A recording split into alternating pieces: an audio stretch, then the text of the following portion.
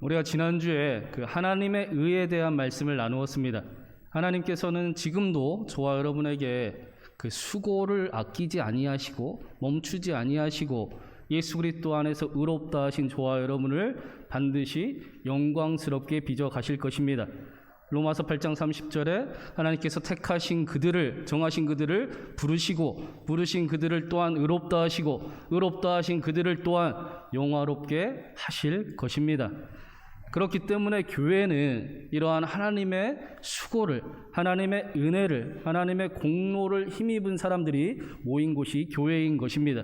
그렇기 때문에 또한 교회는 하나님의 수고를 알기 때문에 하나님의 그러한 하나님으로 인해 이루어짐을 알기 때문에 28절 말씀처럼 서로 다른 모습이 있다 할지라도 그것을 차별로 만들지 아니하고 차별로 생각하지 아니하고 오히려 예수 그리스도 안에서 하나가 되기를, 서로 사랑하기를, 서로 섬기기를, 배려하기를 함께하는 그런 사랑의 공동체인 것입니다.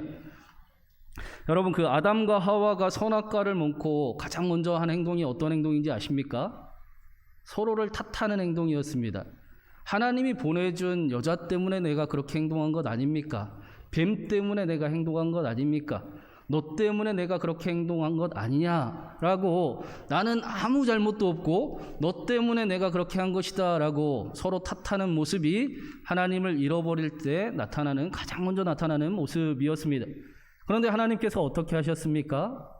사랑하는 사람들에게 그래, 내 탓이다, 내 잘못이다, 내가 그래서 그런 거다, 내가 책임질 것이다 라고 하나님이 하나님 잘못이라고 십자가에 달려 죽으셨습니다. 그 사실을 아는 그리스도인들은, 십자가에 나타나신 하나님을 만난 사람들은 그렇기 때문에 이제 연약해도 부족해도 내 탓입니다, 내 책임입니다, 내가 하나님 나라 이뤄가겠습니다 라고 말하며 살아가게 되는 것입니다. 사랑하는 여러분, 저는 우리 신광교회가 복음을 아는 사람이 넘치는 곳이 되기를 바랍니다.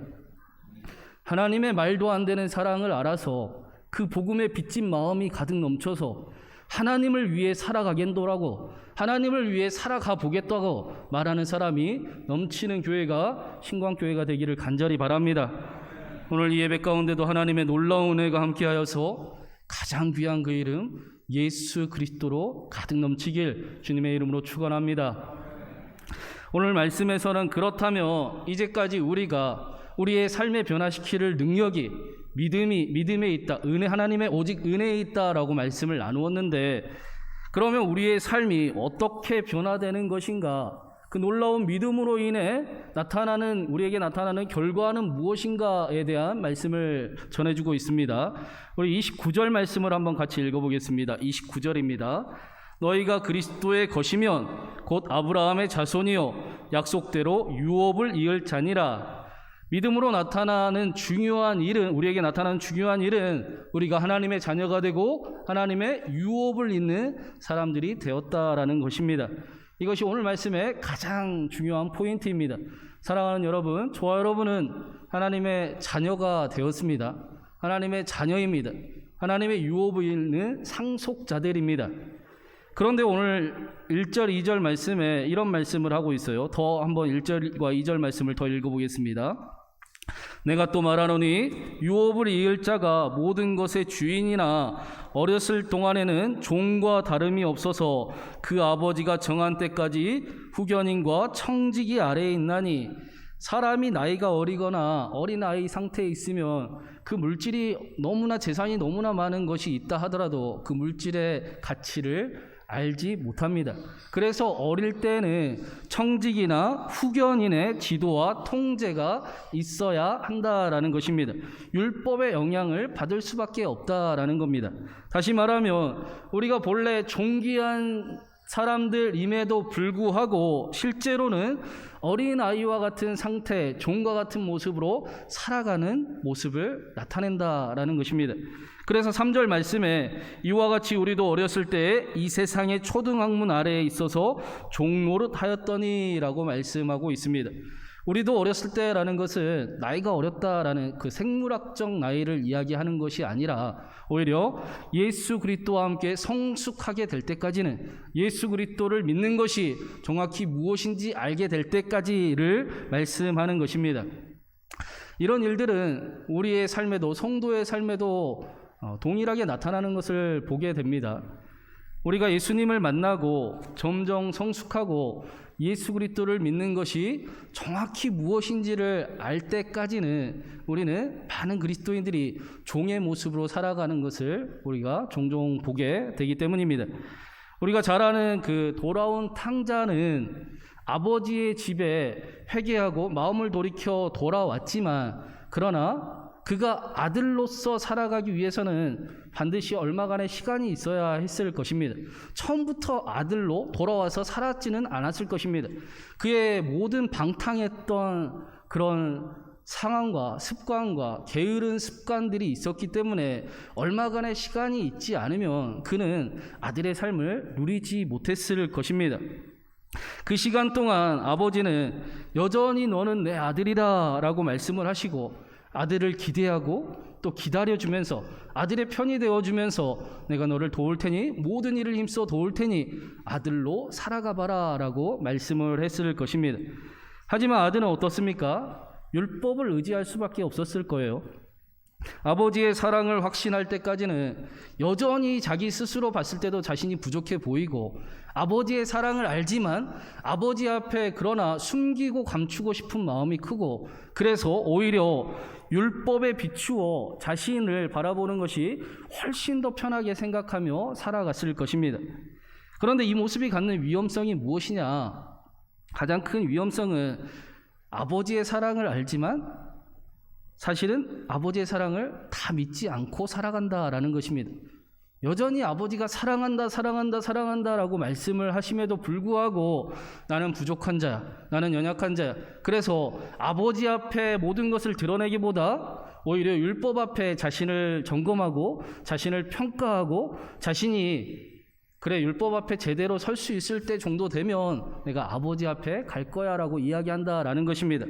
이것은 우리에게도 하나님을 믿지만 그 깊은 곳에는 여전히 하나님을 온전히 신뢰하지 못하는 그런 믿음을 가지고 있다, 삶을 살아가고 있다라는 말씀이기도 합니다.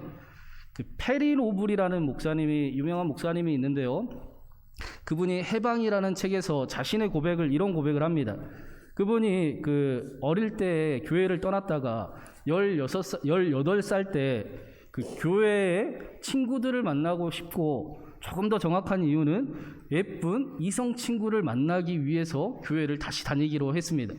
그래서 교회 생활도 열심히 하고 교회에서 선교를 간다고 하길래 나도 거기에 한번 따라가 보겠다. 거기 가면 남자와 여자가 이렇게 불꽃 튀는 일들도 생긴다는데 나도 한번 가봐야겠다 하고 선교 여행을 가기로 이제 마음을 먹었습니다. 그런데 조건이 있었어요. 선교를 갔다 오면 무조건 성가대를 해야 한다라는 것입니다. 그래도 어떻습니까? 선교만 갈 수 있다면. 그리고는 선교 여행을 다녀왔습니다. 그래서 억지로 성가대에서 찬양을 하고 있는데, 하루는 찬양곡 제목이 주님 제가 당신을 믿습니다 라는 찬양이었습니다. 그렇게 목청껏 찬양을 하는데 갑자기 너는 나를 모르기 때문에 나를 믿을 수가 없다 라는 하나님의 음성이 들리는 겁니다. 너는 나를 모르기 때문에 너는 나를 제대로 믿을 수가 없다라는 마음이 그의 그 18살 목사님의 마음에 강하게 들렸습니다. 그때 18살이었던 목사님은 그 자리에서 자신의 그 잘못된 신앙을 깨닫고 주저앉으며 회개하게 되었다라고 합니다. 하나님을 믿는 것은 어떤 것인가? 내가 예수 그리스도가 반드시 필요한 존재이구나. 다시 자신의 모든 죄를 고백하고 그 사건 이후로 삶이 변화되는 것을 이제 경험하게 되었습니다. 그런데 중요한 것은 이 목사님이 분명히 자신이 하나님을 만나고 하나님의 부르심을 경험했음에도 불구하고 여전히 자유하지 못하는 자신을 발견한 것입니다. 그러면서 그 이유에 대해서 이렇게 요약하면서 이야기를 합니다. 나는 세속적인 음악을 듣지 않았다. 나는 술을 절대 입에도 대지 않았다. 나는 욕을 하지 않았다. 나는 매일 성경을 읽는다. 나는 매일 기도한다. 나는 일주일 내내 교회에 산다. 나는 교회 활동에 열심히 참여한다. 나는 성경을 암송한다. 나는 여러 성경 공부 모임에 참여한다. 보다시피 이 모든 말은 나로 시작한다. 스스로 만들어낸 성과라는 함정에 빠지고 종교의 사슬에 묶여서 나는 해야 할 일을 다 했습니다. 모든 규칙을 완벽하게 지키며 살아갔습니다. 나는 종교적 성과라는 그 우상 앞에 절을 하며 살아갔습니다. 나는 머리로만 예수님을 사랑했을 뿐 마음으로는 그분을 믿지 못했습니다. 그 결과 나는 진정으로 예수님을 사랑하지 못했고 거의 15년간 나는 성과의 함정에 빠져 허덕이며 내 행동에 따라 그분의 사랑이 뜨거워지거나 식는다고 판단하며 살았습니다. 그로 인해 나는 넘쳐나는 사랑이 아닌 두려움과 불안감 때문에 성경을 읽고 복음을 전하고 옳은 행동을 하며 살아갔습니다. 옳은 행동을 하지 않으면 하나님께서 가차없이 등을 돌리실 것이라 확신했기 때문입니다. 많은 그리스도인들이 예수님을 믿는다고 말하면서도 자유하지 못하는 가장 큰 이유 중에 하나는 여전히 자신이 무엇을 해야 한다라고 생각하며 살아가기 때문입니다. 그런데 내가 무언가를 해야 한다라는 것은 우리가 갈라디아서를 계속 나누면서 보았지만 내가 주인공이 되어야 한다라는 것입니다. 나로 인해서 하나님이 일이 이루어져야 한다는 것입니다. 나를 위한 예수, 나를 위한 교회, 나를 위한 하나님의 나라 천국이 이루어져야 한다라고 여기는 것입니다. 그러나 성경은 특별히 갈라디아서는 이러면 안 된다, 이러면 절대로 안 된다라고 우리에게 말씀해 주었습니다. 갈라디아서는 우리에게 뭐라고 말씀했습니까? 자신을 믿는 것이 아니라 하나님이면 충분하니, 복음이면 충분하니 제발 하나님을 믿으라. 하나님의 의가 우리에게 나타났으니 하나님의 열심 예수 그리스도를 바라보며 살아가십시오 라고 말씀했습니다. 아들이면서도 아들인 것을 온전히 믿지 못하는 상태를 오늘 말씀에서는 어렸을 때다라고 말씀하는 것입니다. 그런데 4절과 5절 말씀을 한번 보십시오. 뭐라고 말씀하는지 보십시오. 우리 4절과 5절 말씀 한번 더 같이 읽어보겠습니다. 때가 참에 하나님이 그 아들을 보내사 여자에게서 나게 하시고 율법 아래에 나게 하신 것은 율법 아래에 있는 자들을 속량하시고 우리로 아들의 명분을 얻게 하려 하심이라. 개역 개정에는 그러나라는 말이 빠져 있지만 우리가 아들이면서도 아들같이 살아가지 못한 그때에 그러나 때가 참에 하나님께서 그 아들을 보내주셔서 우리가 하나님의 자녀인 것을 정확하게 확실하게 알게 해주셨다는 것입니다. 그런데 4절과 5절을 자세히 보시면 그 아들을 그냥 보내주셨다라고 말씀하지 않고 그 아들을 여자에게서 나게 하시고 율법 아래에 나게 하셨다라고 말씀하고 있습니다. 우리를 위해 아들을 이 땅에 보내주신 것만으로도 감사하고 큰 은혜인데 오늘 말씀은 거기서 멈추지 않고 우리에게 더 강조하면서 알려주고 싶어하는 것은 하나님께서 저와 여러분을 구원하시기 위해 그 아들 예수 그리스도에게 십자가의 저주를 감당할 수 있는 모든 자격을 갖추기까지 하고 우리에게 보내주셨다라는 것입니다. 이게 무슨 말인가? 먼저 그 이스라엘이 메시아를 그리스도 구원자를 기다리고 있었는데 이스라엘은 그리스도가 메시아가 구름을 타고 오실 거라고 믿었었습니다. 다니엘서 7장 13절에 이렇게 말씀합니다. 내가 또 밤 한상 중에 보니 인자 같은 이가 하늘 구름을 타고 와서 옛적부터 항상 계신 이에게 나아가 그 앞으로 인도되매. 메시아가 구름을 타고 오실 것이다 라고 그렇게 믿고 있었어요. 그런데 우리가 잘 알듯이 예수님이 예루살렘에 입성하실 때 어떻게 들어가셨습니까? 나귀를 타고 들어가셨지요. 탈무드에는 이런 이야기가 나옵니다. 만일 그들이 메시아를 받아들일만 하면 구름을 타고 오실 것이고 만일 그들이 메시아를 받아들이지 않는다면 하나님을 오해하고 있다면 나귀를 타고 오실 것이다. 만약에 이스라엘이 하나님을 제대로 알아볼 수 있으면 하나님이 구름을 타고 오실 것이지만 이스라엘이 하나님을 오해하고 있고 여전히 하나님을 믿지 않으려고 한다면 나귀를 타고 오실 것이다 라는 것입니다.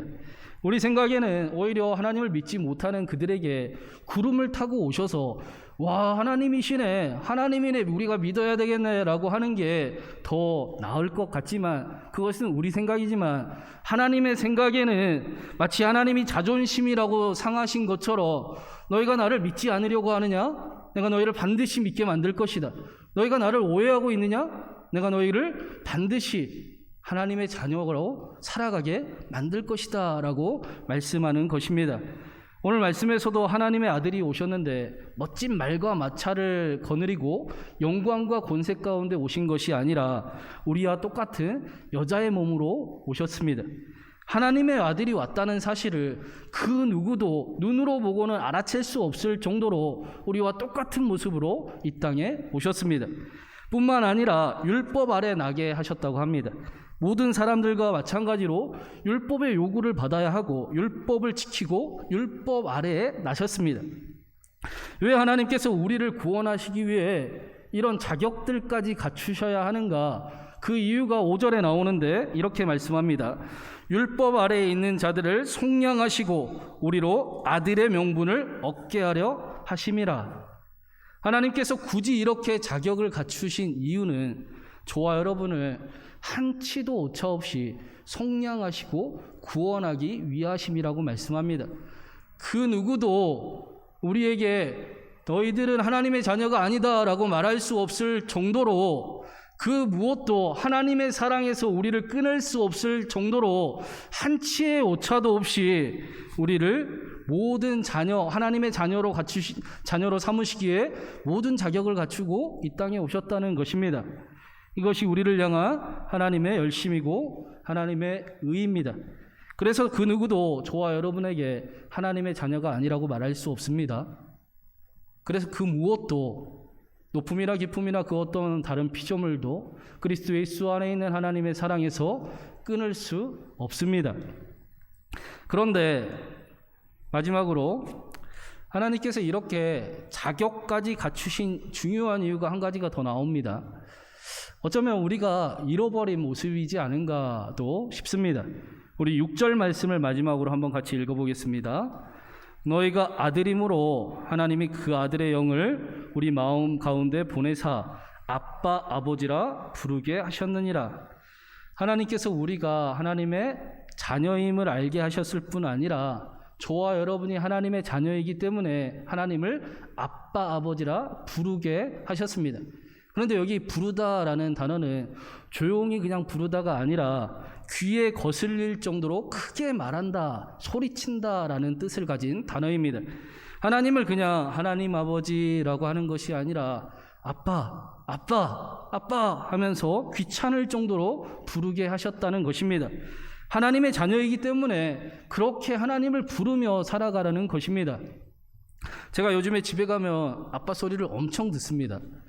저희 딸이 이제 하고 싶은 게 이제 막 생기나 봐요. 그래서 저를 보고 아빠 이거 하고 싶어요. 아빠 이거 먹고 싶어요. 아빠 이거 해주세요. 라고 이야기를 꽤 많이 합니다. 전혀 쉬지 않을 정도로 집에 가면 많이 합니다. 그리고 가끔은 자기가 원하는 대로 되지 않을 때 떼를 부리기도 합니다. 목요일인가 금요일 새벽에 새벽 기도를 가야 하지 않습니까? 그런데 새벽 2시에 저희 딸이 일어나셨습니다. 다 같이 자고 있는데 일어나셨어요. 그래가지고 새벽 2시에 뭐라고 하느냐면 아빠 엄마 사탕 먹고 싶어요. 사탕 주세요. 새벽 2시에 일어나서 사탕 주세요라고 이야기하는 겁니다. 그래서 어떻게 있겠습니까? 새벽에 어떻게 사탕을 줍니까? 사탕을 먹으면 안 되는 이유도 잘 설명하고 사탕을 줄 수 없는 이유도 잘 설명을 했습니다. 그런데 아무리 이야기를 해도 사탕을 달라고 떼를 부리는 거예요. 여러분 어떻게 있겠습니까? 떼 부리는 아이를 이길 수가 있습니까? 그래서 결국에는 그 자기 전에 양치하고 먹는 그 자일리톨 사탕이 있는데 그것을 먹이고 재웠습니다. 새벽 2시에 그런 일이 나타났어요. 떼를 부리는 모습을 많은 사람들이 고쳐야 한다라고 이야기도 하지만 떼를 부리는 모습은 자녀들의 확실한 증거입니다. 엄마 아빠가 자기 엄마 아빠라는 사실이 확실히 믿어지지 않으면 때를 부릴 수도 없고 그것을 받아줄 이유도 전혀 없습니다. 엄마 아빠가 확실해져야 때도 부리는 것입니다.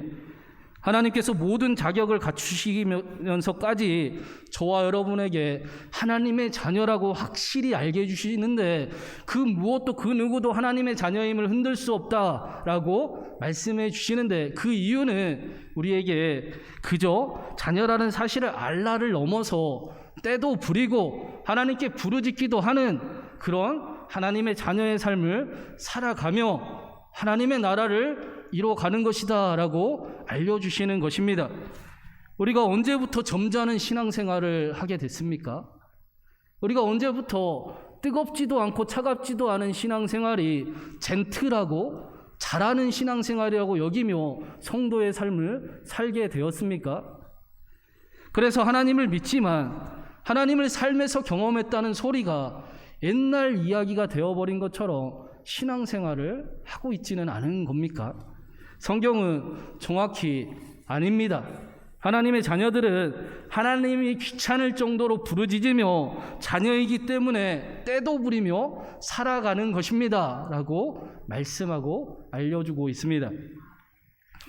어제 오전에 비가 꽤 많이 내렸습니다. 이 지역에도 비가 꽤 많이 왔는데요. 광고 드린 대로 저희 교회에 비가 새는 데가 몇 군데 있어요. 그래서 기도하면서 방법을 찾고 또 이런저런 생각을 고민을 하고 있는데 비가 어제 꽤 많이 오는 거예요. 그래서 설교 준비를 하다가도 걱정되고 그런 마음에 6층을 오르락 내리락을 몇 번을 했습니다. 그런데 점심쯤 되니까 비가 더 쏟아지기 시작을 하는 겁니다. 그래서 6층에 다시 올라갔습니다. 그런데 엘리베이터를 내리니까 똑똑똑 소리가 들려요. 두 군데에서 비가 새더라고요. 많이는 아닌데 똑똑똑 어디서 새는지 제가 봤습니다. 그래서 비가 새길래 제가 답답하고 걱정스러운 마음에 하나님께 하나님 비가 너무 많이 오네요. 비가 이제 그만 오면 좋겠네요. 하나님 사랑하는 교회를 지켜주세요 라고 기도를 했습니다. 그랬더니 어떻게 되겠습니까? 비가 그치고 하늘이 열리고 햇빛이 비치고 하늘이 화창해졌습니다. 물론 저도 오후에 일기예보를 보긴 했어요. 비가 갠다는. 그런데 저는 하나님께서 제 기도를 들으심을 믿습니다. 하나님 아버지가 저의 기도를 듣고 계심을 저는 알고 있습니다. 그래서 무슨 일을 만나면 어렵고 힘들고 고민스럽고 걱정되고 기쁘고 감사하면 하나님을 찾는 일을 먼저 하게 되는 것입니다. 비가 그친 일보다 더 중요한 사실은 그 아버지를 안다는 사실입니다. 그 아버지와 함께 살아간다는 사실입니다. 사랑하는 여러분, 삶 속에서 어디를 바라보며 살아가고 계십니까? 하나님께서 그 누구도 저와 여러분에게 하나님의 자녀가 아니라고 말할 수 없을 정도로 그 무엇도 하나님의 사랑에서 끊을 수 없을 정도로 모든 자격을 갖추시고 이 땅에 오셨습니다. 이 하나님의 은혜와 열심이 저와 여러분을 더 사랑받는 자녀처럼 살아가게 만들고 그래서 자연스럽게 하나님을 향해 자녀이기 때문에 하나님을 아버지를 향해 부르짖는 저와 여러분의 삶이 되기를 주님의 이름으로 축원합니다. 이 시간에 말씀을 생각하면서 우리 찬양하면서 하나님께 더 가까이 나아가면 좋겠습니다. 아바 아버지 아바 아버지 나를 아는시고 바라보시는 아바 아버지 내가 하나님을 찾고 하나님을 부릅니다. 우리 같이 고백하며 나아갑니다.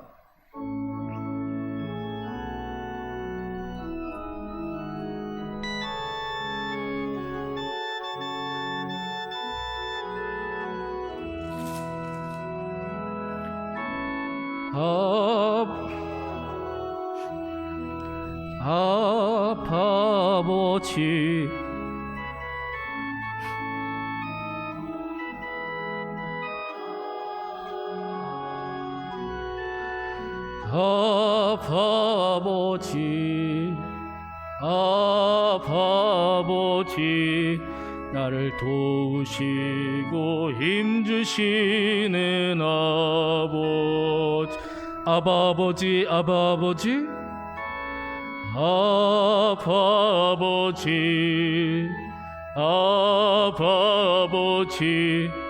나를 안으시고 바라보시는 아바 아버지, 아바 아버지, 아바 아버지, 나를 도우시고 힘주시는 아버지.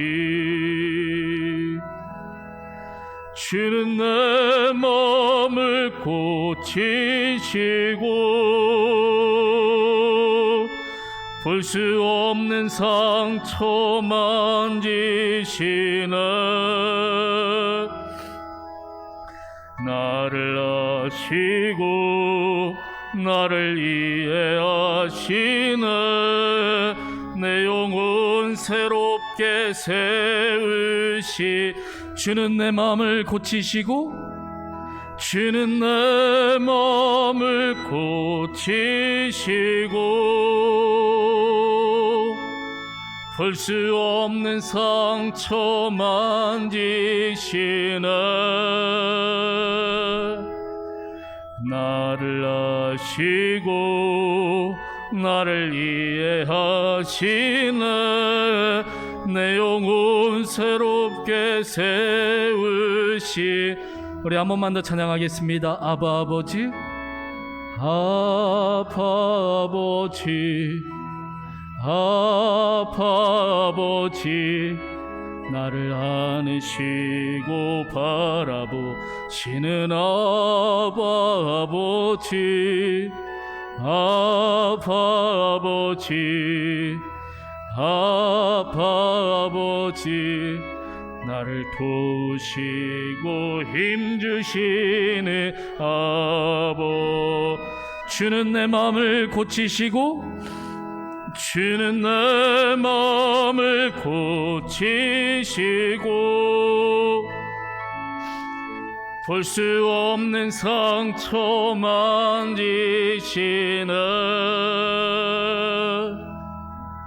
나를 아시고 나를 이해하시네. 내 영혼 새롭게 세우시네.